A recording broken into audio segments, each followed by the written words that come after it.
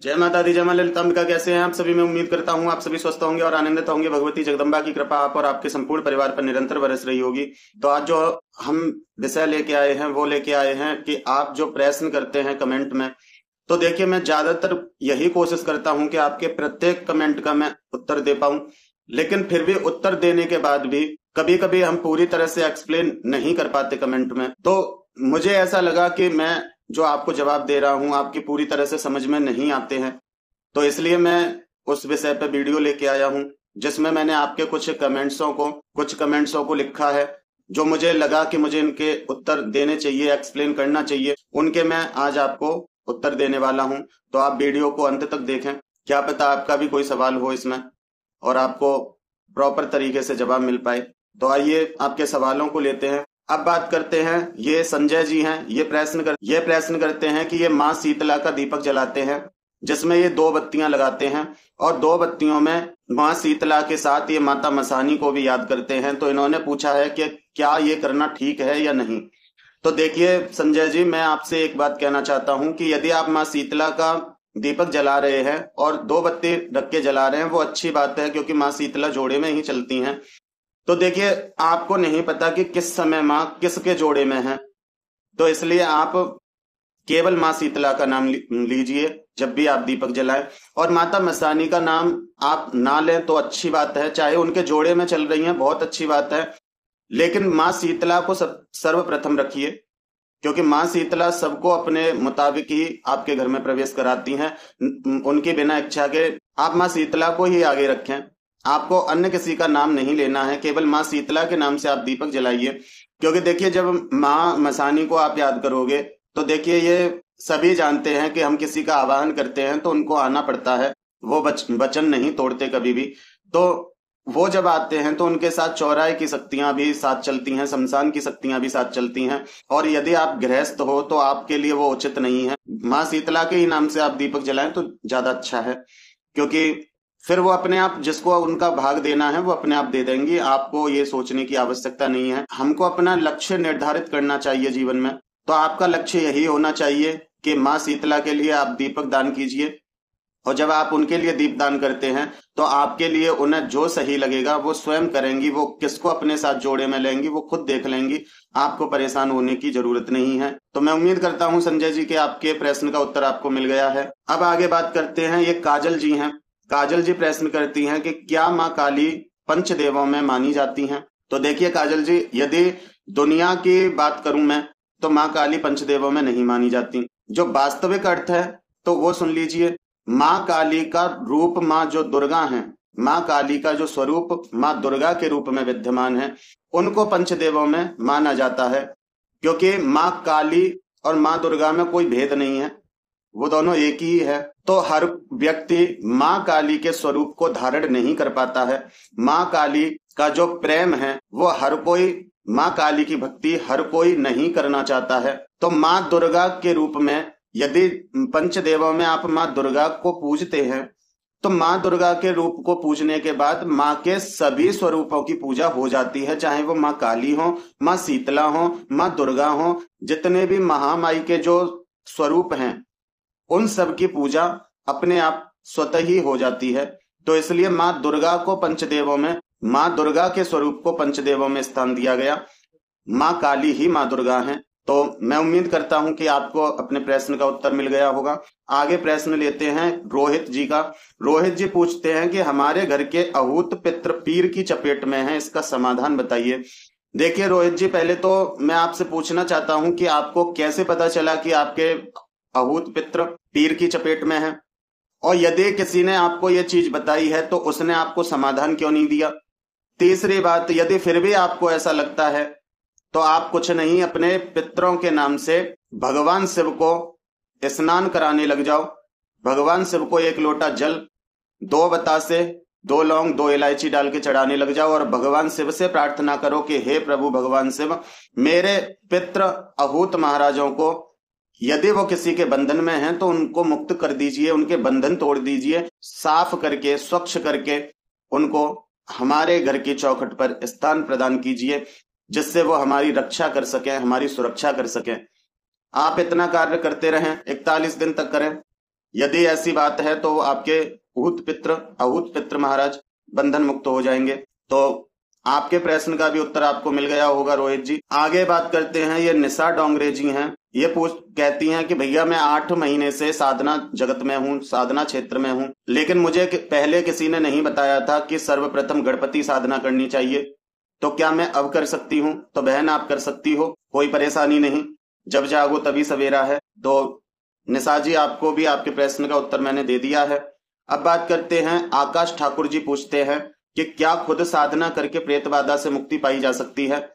तो आकाश जी, साधना करके प्रेत बाधा से मुक्ति पाई जा सकती है, लेकिन उसके लिए पहले आप गणपति साधना कर लीजिए, क्योंकि गणपति साधना आप कर लेंगे तो उसके बाद फिर मैं आपको साधना बताऊंगा जिससे आप अपने तंत्र को काट सकें, अपने प्रेत बाधा को काट सकें। क्योंकि जब तक आप गणपति साधना नहीं करेंगे मैं कोई भी साधना आपको नहीं बताऊंगा, क्योंकि आप सहन नहीं कर पाएंगे। क्योंकि प्रेत बाधा को काटने के लिए प्रचंड साधना होती है, जो मैं नवरात्रों में कराऊंगा आपको, और केवल आपको ही कराऊंगा, क्योंकि आप प्रेत बाधा से मुक्ति पाना चाहते हैं। बाकी के लोग जो हैं वो सिद्धि साधना चाहते हैं, तो उनके लिए भी साधना आएगी, लेकिन आपको आपके हिसाब से मैं साधना दूंगा।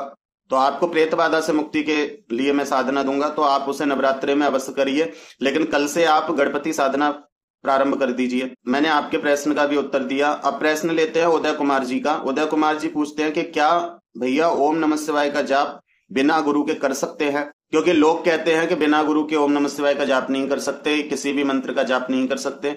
तो देखिए ऐसी बात नहीं है, आप ओम नमः शिवाय का जाप कर सकते हैं। भगवान शिव को ही अपना गुरु मानकर आप ओम नमः शिवाय का जाप करें, लेकिन ओम नमः शिवाय ओम का जाप करें, आगे ओम पीछे ओम जरूर लगाना है, जिससे आपके मंत्र का कोई भी दुष्प्रभाव आप पे ना पड़े और आपके मंत्र की ऊर्जा को कोई चुरा ना सके और उसमें किसी भी प्रकार की मलिनता प्रवेश ना कर पाए। तो आप कर सकते हैं।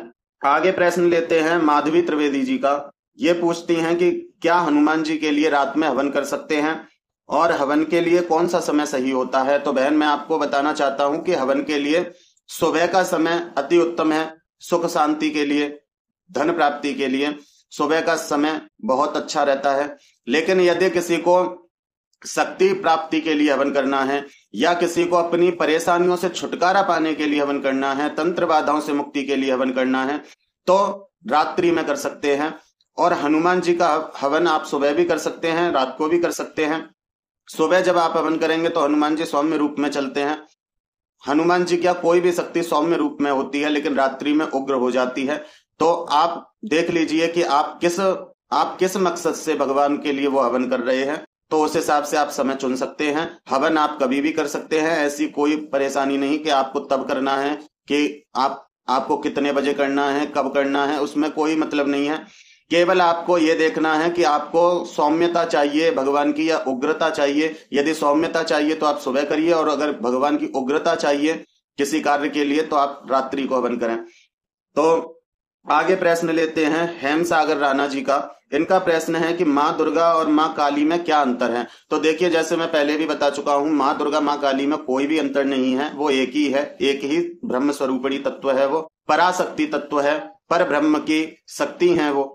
बस इतना सा अंतर है उनमें कि जब तक वो सौम्य है वो माँ दुर्गा है, और जब वो उग्र है तो माँ काली है। माँ दुर्गा और माँ काली में कोई अंतर नहीं है। साफ सीधे शब्दों में आप इतना समझ लीजिए कि जब तक वो शांत हैं तब तक वो माँ दुर्गा हैं, और उनका जो क्रोध है वो क्रोध स्वरूप ही माँ काली हैं। और माँ काली माँ दुर्गा पर ब्रह्म की शक्ति हैं, पर ब्रह्म स्वरूपिणी हैं, दोनों एक ही हैं, कोई अंतर नहीं है। बस इतना ही सा अंतर है कि जो सौम्य स्वरूपा है वो माँ दुर्गा हैं, जो क्रोध स्वरूपा है वो माँ काली हैं, वो दोनों एक ही हैं, अलग नहीं है। आगे प्रश्न लेते हैं रंजीत जी का। रंजीत जी कहते हैं कि माँ शेरा वाली में मेरा बहुत मन लगता है। लोगों के कहने पर मैंने अपने घर में बहुत सारे भगवानों को इकट्ठा कर लिया है और अब हम बहुत ज्यादा परेशान हैं, तो हमें क्या करना चाहिए? तो देखिए रंजीत जी, आपको कुछ नहीं करना। आपका मन माँ शेरा वाली की भक्ति में, माँ दुर्गा की भक्ति में लगता है। आप केवल उनका दीपक जलाइए और उन्हीं की भक्ति कीजिए। एक साधे सब सदे, सब साधे सब जाए। आप उनकी भक्ति करते रहिए। सब अपने आप माँ स्वयं ही कर लेंगी। और देखिए, एक बात मैं आपको बताना चाहता हूँ कि यदि अपने जो पिता हैं और हम अपने पिता के आदेश अनुसार चलते हैं तो समय समय पे हमें जो भी जरूरत होती है वो हमारे पिता हमारे लिए सुलभ कर देते हैं। जब हमें शिक्षा की आवश्यकता होती है तो वो हमें स्कूल तक भी पहुंचाते हैं। हमारा पूरा जो भी स्कूल का खर्च है, जो भी फीस है, जो भी किताब कॉपी, सबका हमारे पिता ही भार उठाते हैं, सबका हमारे पिता ही खर्च उठाते हैं और हमें उचित शिक्षा प्रदान करवाते हैं, हमारा विवाह भी करवाते हैं, हमारी आजीविका के लिए भी प्रयत्न करते हैं। तो सब कुछ वो करते हैं, तो अन्य किसी से फिर हमें मदद मांगने की जरूरत नहीं होती। उसी प्रकार से जब आप अपने इष्ट देव की भक्ति करते हैं तो आपको अन्य किसी की आवश्यकता नहीं होती, केवल आपके इष्ट ही आपको तार देते हैं। तो आपको कुछ नहीं करना, माँ शेरा वाली की भक्ति करो, जितनी हो सके उनकी भक्ति करो, सब आपके लिए वो स्वयं सुलभ कर देंगी। तो आपको भी आपके प्रश्न का जवाब मिल गया होगा। आगे बात करते हैं। शिव शक्ति पूछते हैं कि भैरव जी को हवन में ऐसा क्या भोग दें जिससे भैरव जी बहुत जल्दी बहुत शीघ्र प्रसन्न हो जाएं। शिव शक्ति जी, आप भगवान भैरव जी को हवन में इमरती का भोग दीजिए, उससे भैरव जी प्रसन्न होते हैं। हवन सामग्री जो है आपकी हवन के लिए, इमरतियों का चूरा करके उस हवन सामग्री में आप मिला लीजिए, भैरव जी प्रसन्न होते हैं। काले कुत्ते को हवन करने के बाद इमरती खिलाइए, भैरव जी प्रसन्न होते हैं। केवल आप इतना कर लीजिए, ज्यादा कुछ करने की आवश्यकता नहीं, भैरव जी की प्रसन्नता आपको प्राप्त हो जाएगी। चाहे फिर वो कुलदेवी के भैरव हों, चाहे आपकी शक्ति जो भी आप जिन भी माँ के स्वरूप की भक्ति करती हैं, चाहे उनके साथ चलने वाले भैरव हों, सबकी आपको कृपा प्राप्त होती है। तो आपके भी प्रश्न का उत्तर आपको मिल गया होगा। आगे प्रश्न लेते हैं जय जी का। जय जी पूछते हैं कि भैया मैं श्री मात्रे नमः का 6 महीने से जप करता हूँ और खड्गमाला स्तोत्र का भी जाप करता हूँ। तो आप जो करते हैं वो अच्छा करते हैं। पहले खड्गमाला स्तोत्र का जाप कीजिए, क्योंकि खड्गमाला स्तोत्र के जाप से श्री चक्र में विद्यमान सभी देवी देवताओं की पूजा हो जाती है। बीच में जो बिंदु स्वरूपा मां ललिता त्रिपुर सुंदरी विराजमान है, उनके लिए आप श्री मात्रे नमः मंत्र का जाप कर सकते हैं। यदि आपसे संभव हो सके तो आप ललिता सहस्त्र नाम का पाठ भी इसके साथ प्रारंभ कर दीजिए। सुबह आप खड्गमाला और ललिता सहस्त्र नाम कीजिए, शाम को आपको श्री मात्रे नमः मंत्र का जाप कर लीजिए, तो मां प्रसन्न होती हैं। लेकिन भगवान शिव को पहले लेके चलना है आपको। यदि आप मां से पहले भगवान शिव को याद करते हैं, भगवान पंचवक्त्र महादेव को, कामेश्वर महादेव को यदि आप याद करते हैं, तो मां बहुत प्रसन्न होती हैं और आपके ऊपर कृपा करेंगी। तो ये आपके कुछ सवाल थे जिनका मैंने जवाब देने की कोशिश की है। तो मैं उम्मीद करता हूं कि आपके सवालों के उत्तर आपको मिल गए होंगे और आप संतुष्ट होंगे। और देखिए, मुझे एक बात और बता दीजिए कि यदि आप मुझसे लाइव में जुड़ना चाहते हैं, आप चाहते हैं कि मैं लाइव आया करूं, आपके प्रश्नों का समाधान कर सकूं, तो आप मुझे कमेंट बॉक्स में बताएं। और नहीं तो फिर मैं आपके जो आप कमेंट करते हैं उन कमेंटों को, जो मुझे लगेगा कि इनका उत्तर मुझे देना चाहिए, तो मैं वीडियो के माध्यम से आपके प्रश्नों का उत्तर दिया करूंगा। तो मैं उम्मीद करता हूं कि फिर मिलते हैं एक नई वीडियो में नए सवालों और जवाबों के साथ। अपना और अपने परिवार का ध्यान रखें, भगवान की भक्ति करें, निरंतर भक्ति करें। यदि आपको वीडियो अच्छा लगा हो तो एक लाइक कर दें, कमेंट में जय माता दी लिखें और आपके जो भी प्रश्न हो वो लिखें, जिससे मैं अगली वीडियो में उनके जवाब देने की पूरी कोशिश करूंगा। आए हैं तो चैनल को सब्सक्राइब कर लें। फिर मिलते हैं एक नई जानकारी के साथ। जय माता दी, जय मां ललितांबिका।